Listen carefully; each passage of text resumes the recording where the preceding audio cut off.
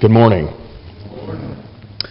As we prepare to partake of the Lord's Supper here, I am going to read from Matthew 27, verses 20 and following. This is the account of what happened to Jesus just before his crucifixion. But the chief priests and the elders persuaded the crowd to ask for Barnabas and to have Jesus executed. "Which of these two do you want me to release to you?" asked the governor. "Barabbas," they answered. "What shall I then do with Jesus, who is called Messiah?" Pilate asked. They all answered, "Crucify him." "Why? What crime has he committed?" asked Pilate. But they shouted all the louder, "Crucify him!"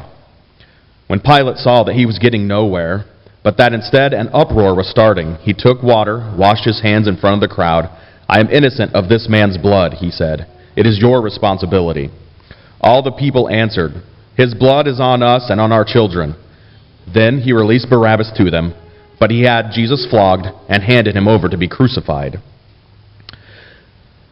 Then the governor's soldiers took Jesus into the praetorium and gathered the whole company of soldiers around him. They stripped him and put a scarlet robe on him, and then twisted together a crown of thorns and set it on his head. They put a staff in his right hand, and they knelt in front of him and mocked him. "Hail, King of the Jews," they said. They spit on him, and they took the staff and struck him on the head again and again. After they mocked him, they took off his robe and put on his own clothes. Then they led him away to crucify him. Let's pray.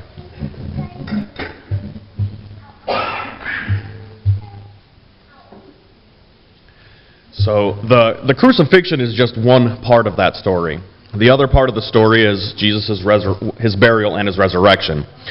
So in Matthew 28 it says this: "After the Sabbath at dawn on the first day of the week, Mary Magdalene and the other Mary went to look at the tomb. There was a violent earthquake, for an angel of the Lord came down from heaven, and going to the tomb, rolled back the stone and sat on it. His appearance was like lightning, and his clothes were white as snow. The guards were so afraid of him that they shook and became like dead men.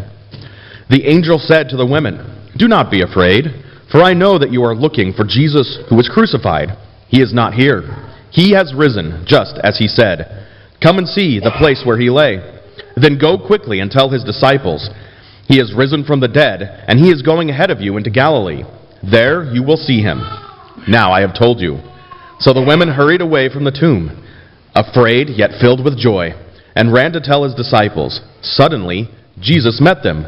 'Greetings,' he said. They came to him, clasped his feet, and worshipped him." Will you pray with me, please?